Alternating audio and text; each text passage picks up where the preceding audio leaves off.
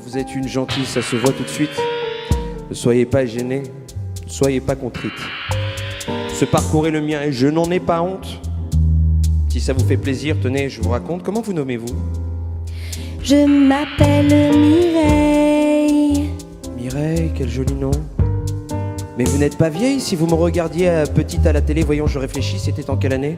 J'étais en CM1. 91 ou 12, plus de 10 ans déjà, ouais, ça me flanque le blues. Mais qu'est-il arrivé? C'est moi, figurez-vous, qui suis parti un jour. C'était en plein mois d'août, à cette période, et comme tous les ans, nous allions rempiler. Rien là d'euphorisant. Et pour me motiver, je pensais à tous ceux trimant, pour pas grand-chose, à tous ces malchanceux qui auraient bien voulu gagner autant que moi, pour faire le mariole quelques jours dans le mois.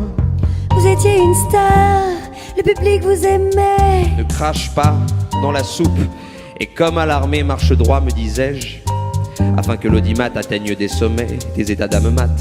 Nul n'aurait pu penser qu'il s'agissait pour vous d'une telle tannée. Et dans les interviews, je hais ce jeu débile, et je hais la télé. Cela ne se dit pas, on sourit, on se tait. Les rêves qu'on a faits, on veut les oublier, puisqu'ils nous font souffrir, autant les mépriser. des rêves. Eh oui, à 20 ans, je pensais que j'avais du talent. J'adorais le théâtre, mais j'étais nonchalant. Et beau, c'est là mon drame. Quand on est beau, ma chère, la vie est plus facile, car on vient vous chercher.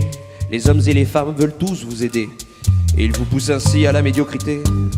Médiocre, c'est excessif, c'était pédagogique. J'ai eu un accident d'ordre neurologique. 1 mois dans le coma. C'est mon corps qui a dit stop. Moi j'aurais continué, je me croyais au top. Je lui dois mon salut. Longtemps à l'hôpital, j'ai pensé, j'ai pleuré, puis c'était fatal, ce n'était pas trop tôt, j'avais 45 ans. J'ai ressassé ma vie, terrifiant bilan, j'étais riche, entouré, courtisé. Mais est-ce que j'étais aimé? Le public. Oh, il ne vous tient pas chaud le public. Il ne console pas le public. Il peut prendre ses clics et ses claques comme ça du jour au lendemain. Vous étiez adoré, vous êtes un has-been.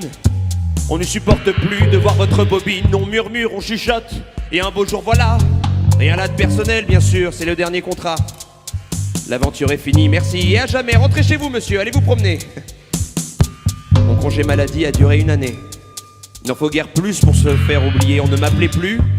J'en ai fait une aubaine, l'occasion de renaître et de rompre mes chaînes. J'ai vendu tous mes biens et je suis retourné dans mon pays natal. Vous nous avez manqué. Mais je vis seul à présent. De mes années glorieuses, j'ai gardé peu d'amis. Mais les nuits silencieuses, miracles ne m'effraient plus. Je lis, j'écris, je peins. J'ai des chats, j'ai des chiens. Au matin, mon jardin embaume le jasmin. Moi qui fus citadin, mon plaisir aujourd'hui cultivé. Quel dédain! Pour qui vous prenez-vous, un moine tibétain? Ma parole, mais c'est l'âme en personne. Quelle sérénité! Juste un truc me chiffonne. Que faites-vous ici? Inventer des lessives? Madame, je vous trouve quelque peu agressive. Vous faisiez moins fier à la télévision quand vous présentiez votre jeu à la con. Il va nous répondre ou quoi? Que faites-vous ici? J'achète ma liberté, mon bonheur à ce prix. Quelques cachés par mois, ma foi, c'est raisonnable. Vous avez bien raison. Minable. Vous avez bien raison. Mireille, excusez-moi. Il faut que je travaille, que je fasse acheter. Et ce, vaille que vaille. Ne soyez pas meurtris, ce sont des imbéciles. Quant à moi de lessive, je vous prends 2 barils. Et j'aimerais, je n'ose, mais... M'en signerez-vous un? Je n'ai pas de stylo. Tenez, en voici un. À Mireille alors? Affectueusement, Victor.